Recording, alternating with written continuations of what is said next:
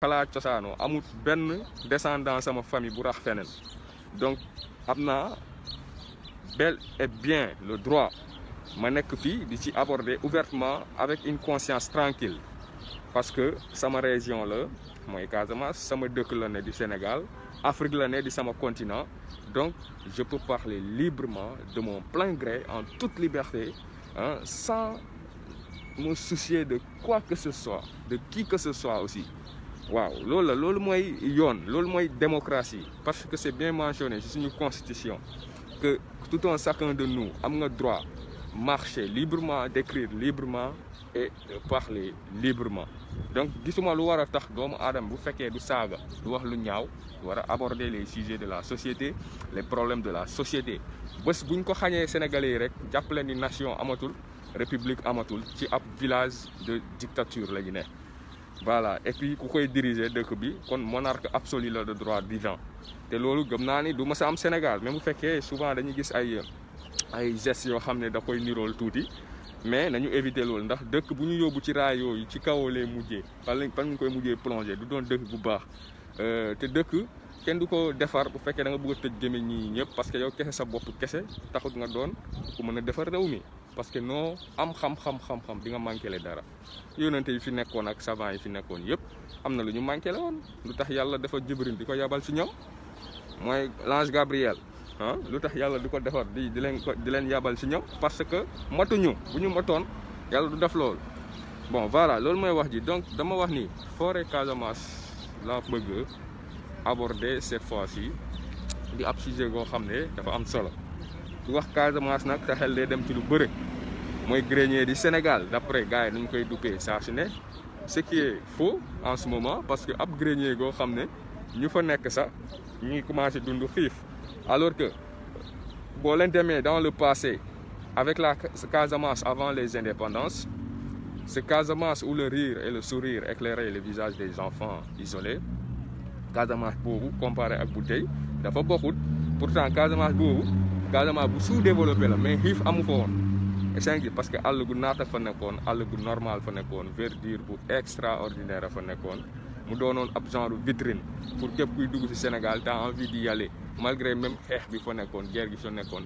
taxut touristes yi dañuy doon ñëw taxut touristes yi toog seen kër yi duñ fa dem seen gis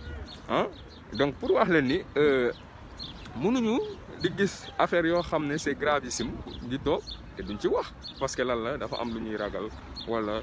bon président machin quelque chose du genre kenn waru ci wax alors que suñu écosystème la ñu menacé avant toute chose suñu environnement moom la ñu menacé avant tout ci gàttal pour wax leen ni forêt Casamance avenir u Sénégal fan ci Sénégal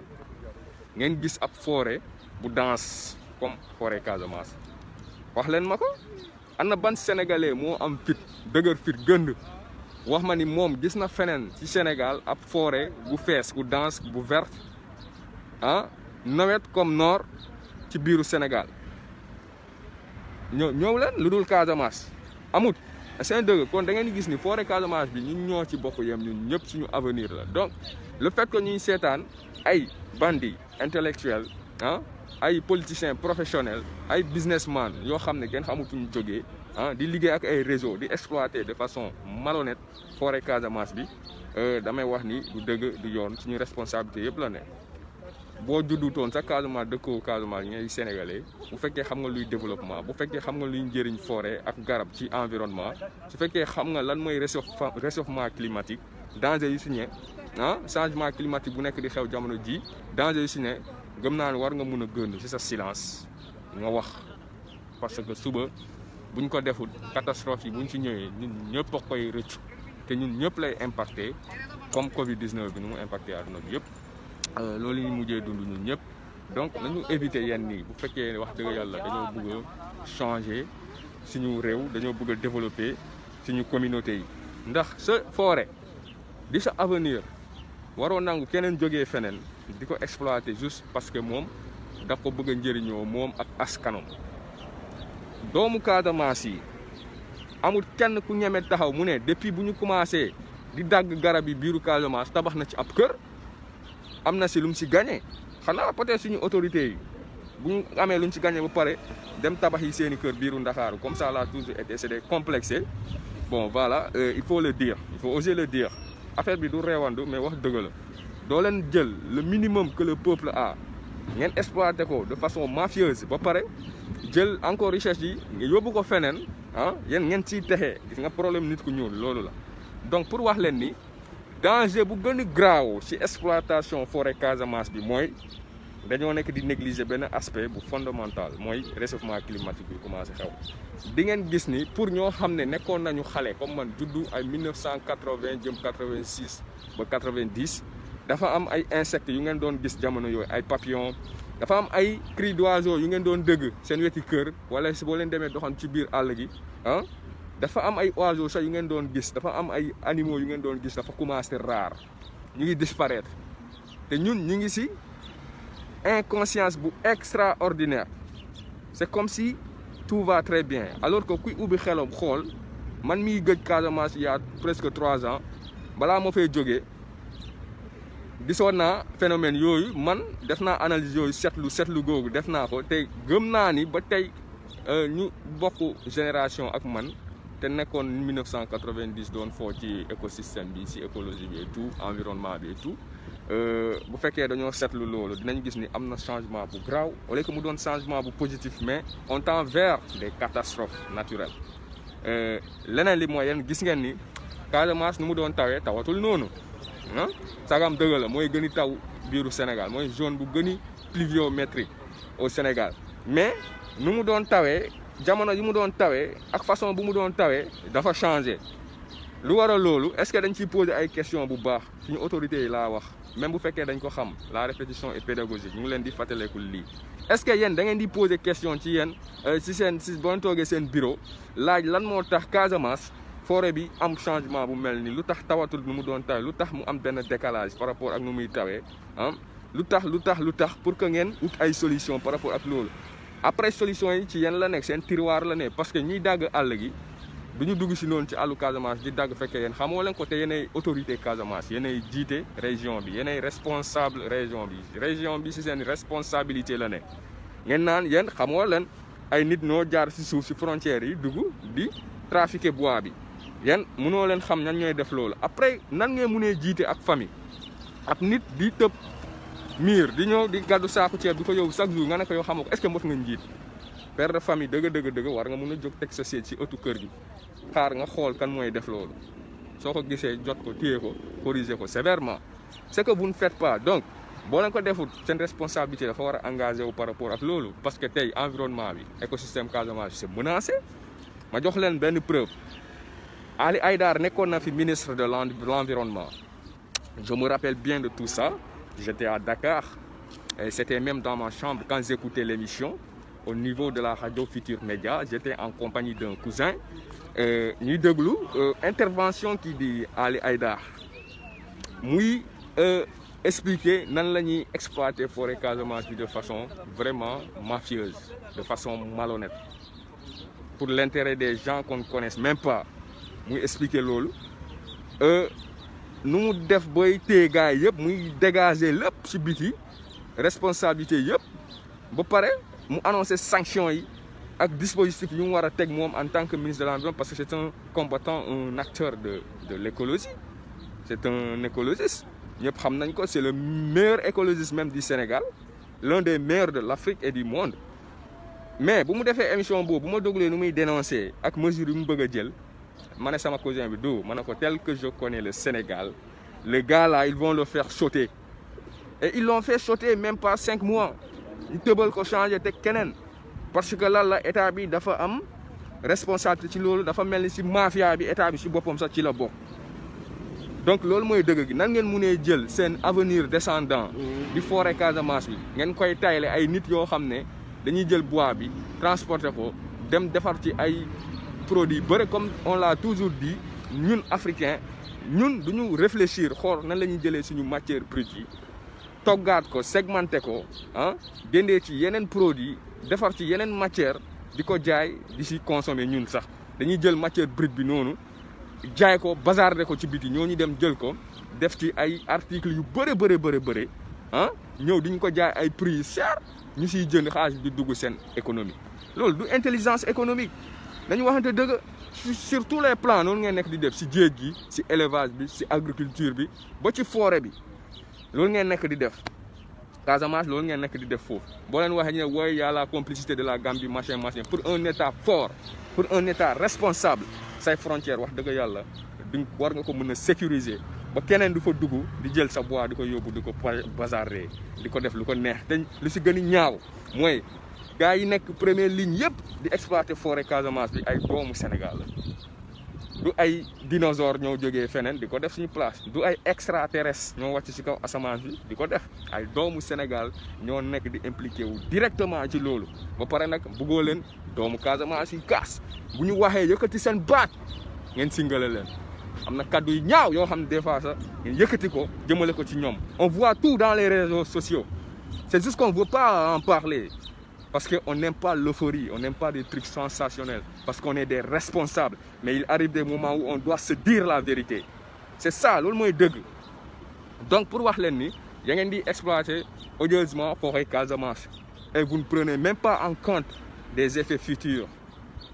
des écosystèmes. Vous ne prenez même pas en compte de ce phénomène du réchauffement climatique. Aduna bi yëpp alerté wu ñu ngi préparer le monde d'après ce Covid-19 sauf le Sénégal ñu ngi nelaw ba léegi jël suñuy ressources yi yëpp di ko bazarder di yàq lépp ñun nii lañ bëgg a développer damay wax ni bu fekkee nii rek lañ bëgg a doxalee du ñu musa dem abadan ila yawmi diin dañuy wax ba sonn dañuy yuuxu ba sonn émergence duñ ko mus a gis développement sa duñ ko mus a gis sous développement sa egguñu fa ñun de on est un pays pauvre très endetté kenn du ko wooyee sous développement on est au bas même de l'échelle du sous-développement il faut que ngeen nangu loolu discours yi ngeen di tëral nii yëpp ay naxaate la Sénégal ba léegi tegul ci ay raay jub donc pour wax leen ni di ngeen gis ni depuis moins 3000 ans doomu aadama dafa nekkoon ci jàmm mais bu ñuy egsee 1800 jëm ba 1945 dañoo gis ni suuf si boppam environnement bi la terre mënul supporter poids bu ñu teg ci kawam ci exploitation ci comportement yu doy waar yoo xam ne doomu aadama mu ngi koy def ci kaw suuf si boppam moo commencé di yàbbi nu ñuy doxalee lépp la ñu polluer léegi nag ñun dañoo wute ak pays développés yi c'est-à-dire que ñoom ñooy pays yu gën a polluer ci planète bi on est moins polluer certes c'est vrai nous Africains mais nag bu ñu nangu lu dal ñeneen ñi mu dal ñu sinon on n'est pas intelligent parce que sa baay bu juumee ba dugg ci pax ci kamb sa kanam ba nga gis kamb gi boo doxee ba dugg ci yow yaa ko tey waxuñu nag ñooy suñu baay mais exemple laa leen jox ah ñoom bu ñu defee ay erreur ci seen wàllum course bi pour le modernisme di changer environnement ba di def lu leen neex di comporter lu leen neex di teg ay industries un peu partout ah di créer ba tey lu ñu créer mu ngi commencer këpp seeni kaw est-ce que jotul ñun ñu mën ci jël exemple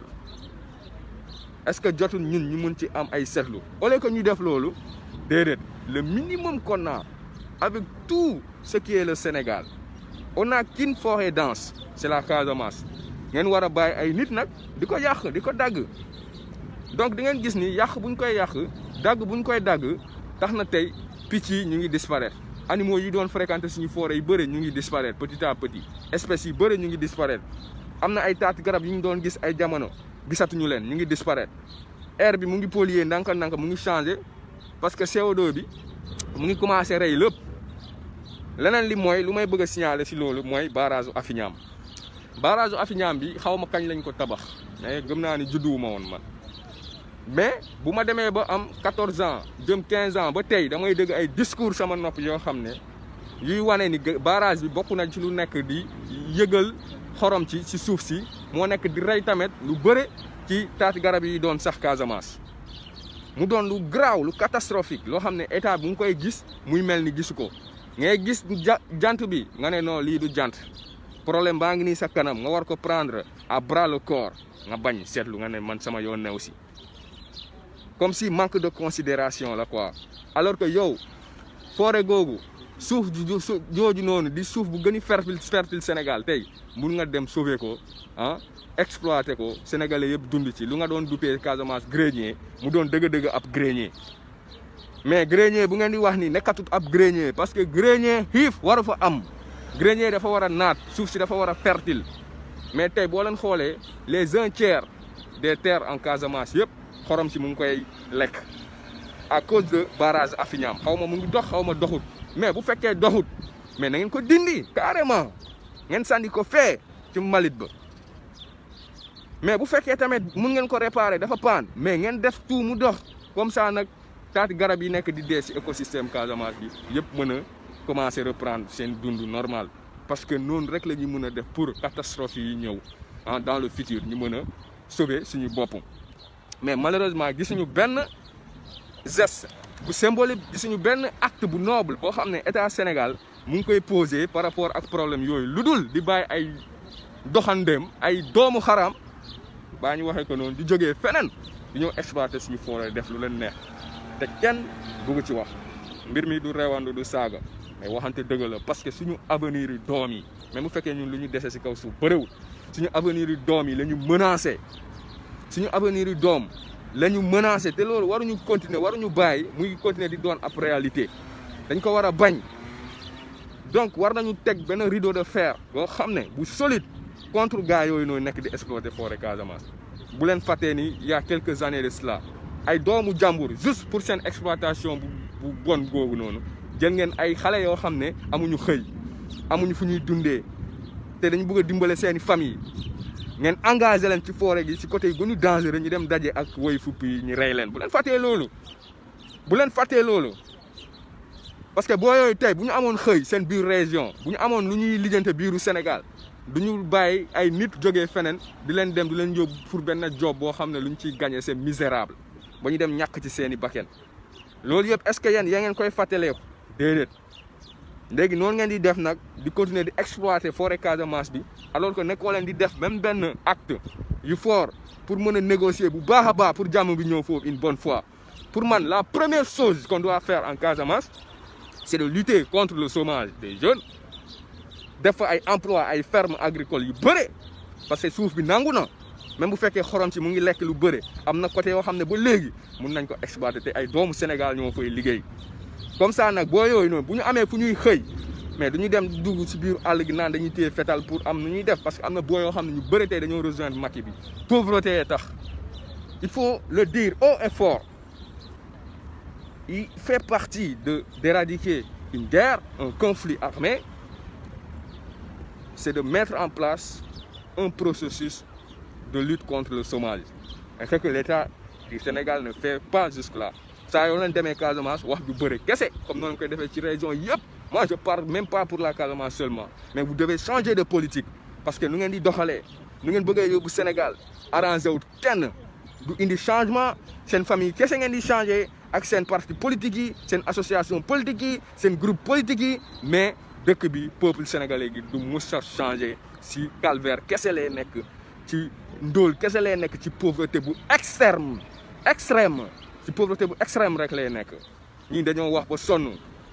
donc tey boo leen defoon ay jéego yu am solo biiru Casamance number one crise bi di ngeen ko mën a négocier facilement parce que lu may wax dama ko xam doomu Casamance la y a rien là-bas métier bu nekk Kaolack Thiès moom moo fay métier phare mooy dawal Jakarta booy bëre dañuy dem booy am niveau licence université Assane Seck ñu ëlbatiku bëgg a enseigner def concours ba sonn duñu mujjee am fu ñuy téye la ñuy def ab Jakarta bu bees la ñuy yor nekk chauffeur Jakarta lu ñu jàng yëpp mu doon fuite de mémoire dans 2 ans 3 ans ñu fàttee lépp est-ce que état googu tey dafa encourager étudiants yi dafa encourager étude dafa encourager étude éducation nationale je dirais non parce que bu fekkee xale day juddu gis grand frère am na bac dem université am licence am master mu pare nag xëyul toog kër ga mujjee doon chauffeur Jakarta xale boobu boo defut attention du mujjee jàng kon dëkk kenn du ko defar ci caaxaan ak foo Sénégal tegul ci ay raay baax nañu waxante dëgg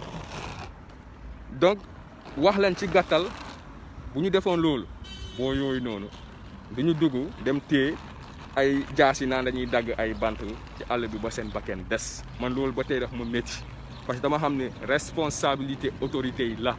te ñu nekkoon ci ginnaaw du leen yóndi ñuy dem def loolu kenn xamu ci kenn ba léegi kenn xamul sax enquête bi fu mu mujjee comme ça là toujours été bu ñu waxee na nga ne wooye boo leen gisee defuñu lii Casamance machin c'est parce que xeex bi moo tax c'est faux. Libéria seen présidente bi femme bi Ellen Johnson bu mu bëggee defar régler crise Nigéria lan la def dafa décaisser financièrement somme bu colossale des milliards ou des millions mu injecté ko parti yooyu yoo xam ne xeex bi fa la ne développé ko encouragé way fupp yi ñu gën àll bi ah xeex bi jeex te conflit boobu moo gën a garaaw xeexu Casamance mooy le conflit le plus vieux en Afrique si je ne me trompe pas mais mooy conflit bu gën a tuuti c'est-à-dire c'est le plus petit conflit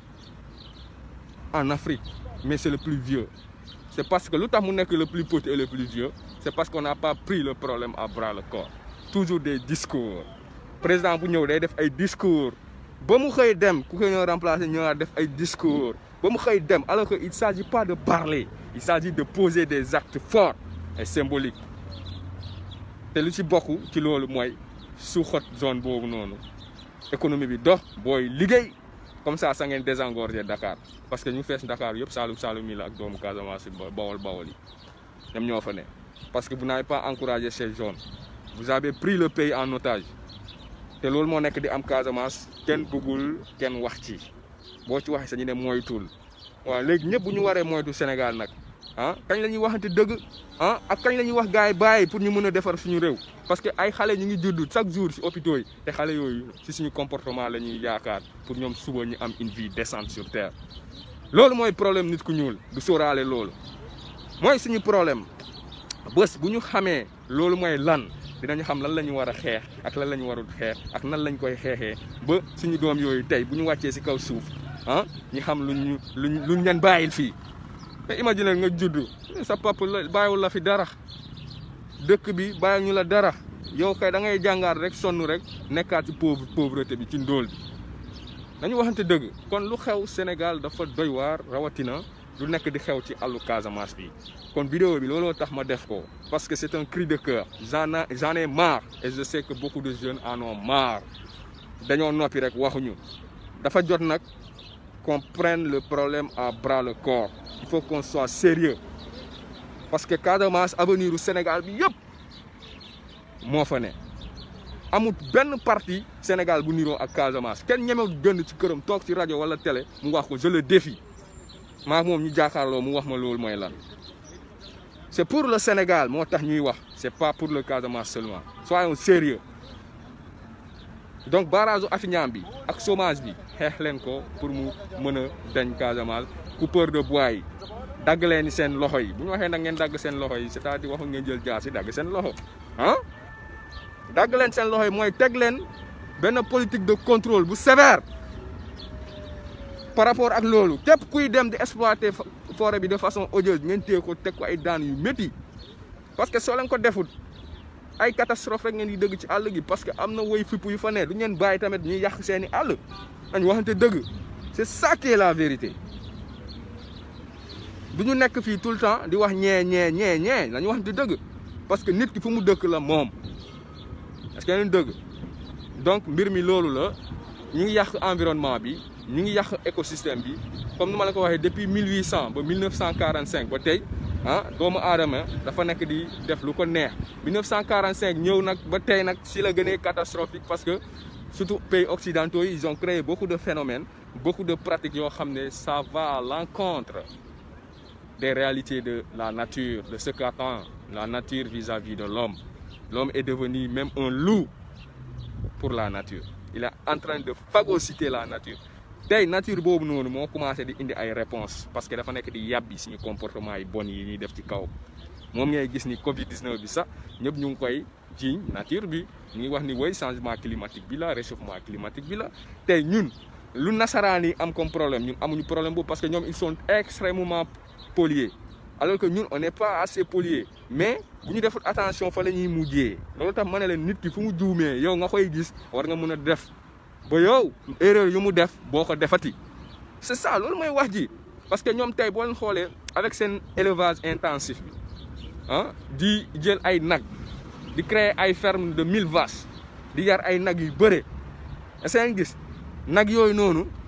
nu ñeen di yaree dafa baaxut nan la leen di dundalee ay concentré nourriture concentrée la leen di dundalee ñu bëgg a chaque 2 heures de temps ou 3 heures de temps nag yi génnee sow par la force mu doon benn genre nourriture bu artificielle élevage bu artificiel ba pare ñu def ci ay mbir ci seen yaram tellement que nag yi dañuy gaaw màgg ponkal comme ça bu ñu gaawee màgg ñu rey leen indi ko jox ñu ko mu doon source de maladie tey écologistes yi yëpp médecins yëpp ñu ngi ciy wax ça veut dire que ñoom créé ba ñoom lu ñuy dundee sa baaxut ba lu ñuy dundee danger la pour seen santé mais pour seen environnement parce que procédure yi ñuy yaree nag bi ak pâturage yi ñu créé pour mën leen dundal parce que ñax bi kese ak concentré bi kese mun leen dundal il faut que ñu jubale ñu andi ay affaire ay pomme de terre ñu weer leen ay dugub jaxase ko ay affaires yu bëri te loolu pour ñu am ko il faut que ñu yokk ay engrais ci sous-sol bi loolu dem ba polluer sous-sol bi ba pare dayu nag yi yëpp dafa am nu ñu leen di defaree tout ñu ne énergie lañ ko bëgg a defar boo ñëwee fii France EDF moom lay jël pour mën a am énergie léegi nu ñu koy defaree nu ñu koy kii day polluer day dégager émission gaz à effet de serre da koy dégager bu baax tax tey pollution bi dem ba jéggi dayoo fii rawat waxatuma oto yu fiy circuler ak yenn yi ñun egguñu niveau boobu ñun benn pollution rek la ñu am mooy suñu oto yi ak quelques industries étrangères yàlla suñu état jël comme boo demee côté Tëngéej ak yooyu Diamniadio ay dem ba ci kaw industrie yooyu noonu lu mel ni Sonacos Ziguinchor ak entre autres kese ñooy dégager lu bëri ay émissions en CO2 seen gi mais boo na xoolee ñun on est moins pollué comparé au reste du monde sauf que dafa am partie Sénégal yoo xam ne c'est extrêmement pollué mais côté Casamance amuñu pollution noonu lan moo nekk di rey Casamance mooy pollution bu ndaw la rek oto yi la bëriwul ngeen jël bateau buy romb chaque jour ak bateau de pêche yi nekk si suñu écosystème marin bi di flotter di def seeni affaire xaw ma ne xanaa bateau étranger yi fii étranger yi si lañ bokk wala déet seen gis boo leen jëlee phénomène yooyu noonu yëpp wóor ñu nekk di yàq suñu écosystème suñu environnement au lieu que ñu jël leen à bras le corps ñu bàyyi encore le minimum qu'on a qui est la forêt gars yi di ko exploiter nu mu leen neexee di ko kajax-kajaxee di couper bois bi di def lu leen neex te bois bu ñuy couper bois bu gën a précieux la goo xam ne bu xasee dem du ñëwaat duñ ko amati te du ñu def reboisement loolu moo gën a ñaawati parce que nit ki boo daggee dara sa nga uti benn procédure pour remplacer ko comme ça forêt bi mun a garder densité moom mais defuñu loolu dañuy dagg rek ñoom lu ñuy seet rek mooy seen économie rek seen business rek calculer wuñu futur bi calculer wuñu dëkk sax ci environnement boobu calculer wuñu effet yu nekk di am ci écosystème bi ñoom ils s'en foutent de tout ça donc ñun miy dëkk foofu bu ñu jël suñu responsabilité bu ñu kaasut bu ñu déconné dañ koy mujjee rëccu parce que suñu sët yi suñu jarbaat yi suñu doom yi ñoom ñooy mujjee payer les pots cassés te man nag wax dëgg yàlla je serai un acteur féroce de cette lutte de loin comme de près parce que du ma seetaan yenn yi muy am sama région rawatina biiru Sénégal dinaa def nu ma mën pour l'instant li laa mën wax ak yéen wax ak peuple pour ñu am prise de conscience ñu xam ne la forêt de la Casamance est menacée donc c'est l'avenir du Sénégal qui est menacé lu tax ma wax leen ko mooy dafa am benn paa séeréer la damay waxtaan lu bëri ak sama xarit yi nekk Dakar ci benn koñ ñuy waxtaan ci wàllum mbéy ci wàllum élevage ci wàllum pêche parce que moi j'ai toujours abordé des débats du genre je suis un acteur politique duma comme politiciens yi nii yoo xam ne il faut que ñu dem nekk ci parti politique pour ñuy wax ci politique wala ñuy seetlu mbirum politique wala di poser ay actes yu politique non moi je dis que politique ku nekk nu mu la neexee nga koy defee c'est juste l'art de bien gérer la cité yow bu la neex nga dem bokk ci association politique organisation politique parti politique bu la neexee bul bokk ci parti politique mais sa heure liggéey bu jotee liggéeyal joobal à ta manière benn jeune dina jóg ci koñom di regrouper xale yi yëpp di leen jàngal di leen éduquer mais mu ngi politique c'est ça man nag dama yàgg nekk benn animal politique comme le disent souvent les autres dans le passé l'homme est un animal politique qui vit dans une société en communauté Abdoulaye Wade dafa wax ni si tu fais pas la politique te fera je pense que Abdoulaye Wade la ko waxoon si j'ai pas oublié c'est suma jumut moom sax si boppam Balde moo ma ko racontel donc c'est très important donc il faut pas que ñu toog suñu coin naan on s'en fout suñu yoon nekku ci pas séeréer bi lan la wax bu ñuy waxtaan loolu man ak sama xarit yi ma ñëwaat ma ne leen la Casamance seulement pouvait nourrir le Sénégal si on avait quand même eu une bonne politique, une bonne gouvernance. Mais malheureusement, tel n'est pas le cas. Aujourd'hui, si le Sénégal n'a pas pu assurer son autosuffisance alimentaire, c'est parce que le Sénégal ne cultive pas de trucs nous permettant de consommer local. Nous devons importer. Alors que tey suufi Casamance bi rek ak tout Saloum nga jël risal tool pour ceeb bi Casamance tamit day béy ceeb état bu fekkoon dafa organiser wu tuuti rek avec beaucoup de rigueur et de pragmatique, avec beaucoup d'intensité, avec beaucoup d'envie de faire, de patriotisme, gëm naa ni dinañu dundal Sénégalais du xiif du amati biiru Sénégal paa bi dañuy déglu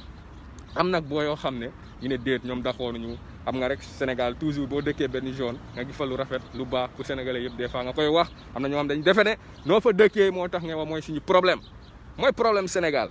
c'est ça ñun dañu bëgg a parparloo dañoo bëgg a farfarloo te loolu moo baaxut. Il faut juste être objectif, il faut juste avoir un discours de rassembleur, un discours d'union. Ñun loolu lañ soxla pour évoluer ci lépp ñun Sénégal même bu ñuy tànn sax dañuy bëgg a farfarloo parparloo looloo tax demaguñu fenn ba tey. Donc essayant gis ñiy bañ nag jeunes yi am ñu nangu pas séeréer bi comme mu ñuy déglu te wetti fenêtre am lañ toog dafa gënd mu ne Badji li mu wax loolu mooy dëgg tey mooy dëgg suba tant que jox ñu gëdd ak